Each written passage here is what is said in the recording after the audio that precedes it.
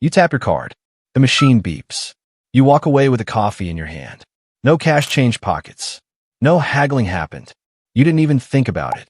But the real answer to how this exchange works is far stranger than you assume. You were taught a story about money. Somewhere, long ago, a farmer had extra grain. A fisherman had extra fish. They wanted to trade. But the farmer didn't want fish that day, and the fisherman didn't want grain. So people invented coins to solve the problem. Simple, logical, almost obvious. There's only one issue with this story. It never happened. The anthropologist David Graeber spent years searching for a single historical society that actually ran on this kind of direct barter, stranger to stranger, item for item, before money existed. He never found one. Not one confirmed case anywhere in the archaeological or ethnographic record. The barter economy you learned about in school was not history. It was a guess, invented by economists centuries later, repeated so many times it hardened into fact. So what actually happened instead? Long before coins, people did not trade with strangers using goods. They kept track of who owed whom. A neighbor gave you a chicken this spring. You remembered. Next winter, when your neighbor needed help repairing a roof, you showed up. No exchange rate was calculated. No goods changed hands in that moment.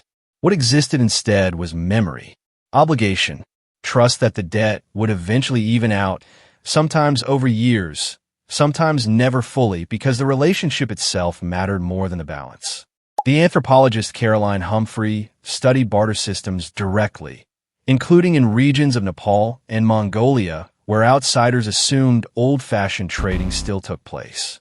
What she found again and again was not barter between strangers. It was exchange between people who already knew each other, bound by ongoing social ties, where keeping score too precisely would have been considered rude. You did not pay your sister back to the exact coin. You simply stayed connected to her, and the giving flowed both ways unevenly for years. This changes what money actually is. Money did not descend from barter. Money descended from debt, from memory, from the very human habit of keeping track of who helped whom and trusting that it would balance out eventually. Coins came later, mostly for one specific reason that has nothing to do with fish and grain. Armies. When a king needed to feed and pay thousands of soldiers who were strangers to each other and strangers to the villages they marched through, memory and trust broke down. A soldier passing through a town he would likely never see again could not rely on long-term social debt. He needed something the town would accept immediately, something that didn't require a relationship. So rulers minted coins and often forced local populations to pay taxes in that same coin, which pushed the coins into circulation almost overnight. A farmer who had never needed coins for anything suddenly needed them to pay the tax collector, which meant the farmer now had to sell something, anything, to a stranger for coin. Markets sprang up not because people naturally crave buying and selling, but because a government demanded a specific kind of payment and left ordinary people no choice but to participate. Money, in its earliest widespread form, was less about convenience and more about controlling large groups of strangers who had no other reason to trust one another. Consider England, centuries later, where the royal treasury used notched wooden sticks called tally sticks to record who owed the crown money and who the crown owed in return. A stick would be split down the middle, one half kept by the treasury, one half given to the person owed.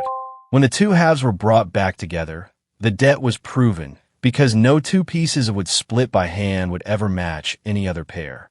This system ran for hundreds of years. It only stopped in the early 19th century, and it stopped so abruptly when the old sticks were finally burned in a government furnace that the fire got out of control and burned down the Houses of Parliament. A civilization's memory of debt, quite literally, went up in flames. This is where it gets stranger. If money grew out of debt and trust rather than barter, then your brain should still carry traces of that old system. And it does. The neuroeconomist Paul Zak ran a series of experiments where strangers were given the chance to trust each other with money, using a game where one person sends funds to another, hoping to receive something back. He found that the moment someone is trusted with money, their body releases oxytocin, the same chemical involved in bonding between parents and children, between old friends, between people who feel safe with each other.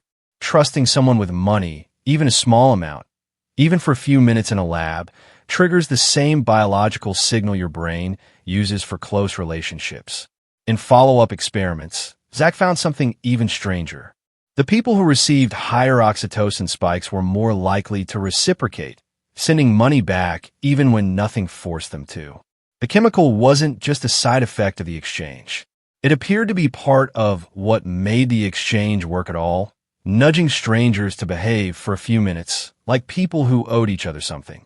Your brain does not fully separate money from social trust. It never has. Think about what that means for the tap of your card this morning. You didn't barter for that coffee.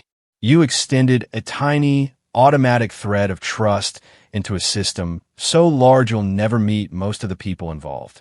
Somewhere, a bank verified your identity in a fraction of a second. A payment processor forwarded that trust to the coffee shop. The barista handed you a cup before the transaction had even fully cleared, trusting the system to make good on its promise. None of these parties know each other. None of them will ever meet. And yet each one is relying on the next to honor an obligation that hasn't technically been settled yet, in exactly the same way your ancestor trusted a neighbor to return the favor of a shared meal, sometime, eventually, without a fixed date attached. This entire chain, invisible and instant, still runs on the oldest currency there is. Not paper, not metal, belief that the debt will be honored. Now, picture the version of history you were taught, and picture instead, what if it had never happened that way? What if humans had never invented barter as a starting point, because they never needed to? What if the earliest exchanges among your ancestors were never about swapping objects at all, but about remembering who helped you dig a well, who shared meat after a hunt, who sat with you through a hard winter? In that world, wealth wasn't a pile of coins. Wealth was the number of people who owed you something and the number of people you owed in return. A person with no debts in either direction wasn't independent. They were isolated, alone in a system built entirely on mutual obligation. That idea sounds foreign to you now, doesn't it? Independence feels like the goal. Owing nobody anything feels like freedom. But for most of human history, being owed nothing and owing nothing back would have meant you had no one. No safety net. No community bank of favors to draw on in a crisis. The people with the strongest webs of debt, tangled and uneven and never quite settled, were the ones most likely to survive a bad harvest or a broken leg. Think about how uncomfortable it feels, even today, when someone insists on paying you back immediately for a small kindness. You cover a friend's coffee, and they instantly hand you exact change. It feels slightly wrong, slightly cold. Something in you is expecting the debt to linger, to become a reason to see them again, to owe them the next round instead. That discomfort is not random. It's an old social instinct bumping up against a modern habit of settling accounts too fast. Your ancestors would have found the instant repayment far stranger than the debt itself. So when archaeologists dig up ancient tally sticks, notch pieces of wood used to record debts thousands of years before coins existed, they're not looking at a primitive accounting system. They're looking at the original social network, a physical record of who trusted whom and by how much. Even the strangest form of money on record supports this. On the island of Yap, in the Western Pacific, communities used massive carved limestone discs, some taller than a person, as currency. The stones were too heavy to move once they arrived on the island. Ownership simply changed through communal agreement and memory. Everyone in the community knew who owned which stone, even if the stone itself never moved an inch. The value was never in the object. The value was in the shared, trusted record everyone carried in their heads. That is not so different from a number on your banking app right now. Here is the part that should make you sit with your phone a little differently the next time you check your balance. That number is not really about the money. It never was. It's a record of trust extended across millions of strangers you will never meet, built on a habit your ancestors developed around fires, tracking favors, tracking debts, tracking who could be relied on when things went wrong. Even the language you use gives it away. You don't just spend money. You sometimes say you owe someone, you say you're square with someone, you say a favor is overdue. These are not casual phrases. They are fossils, tiny surviving pieces of the debt-based world your ancestors actually lived in, preserved inside sentences you use without noticing, long after the tally sticks burned and the coins replaced the memory of who helped whom. Money was never the invention. Trust was the invention. Money was just the technology built to carry it further than memory alone ever could. So the next time you tap your card for a coffee, know that you are not completing a modern transaction. You're taking part in the oldest human habit there is, the one that let a species with no claws, no shell, and no natural defenses survive by keeping track of who could be counted on. Every generation before yours built a slightly better tool to carry that habit further.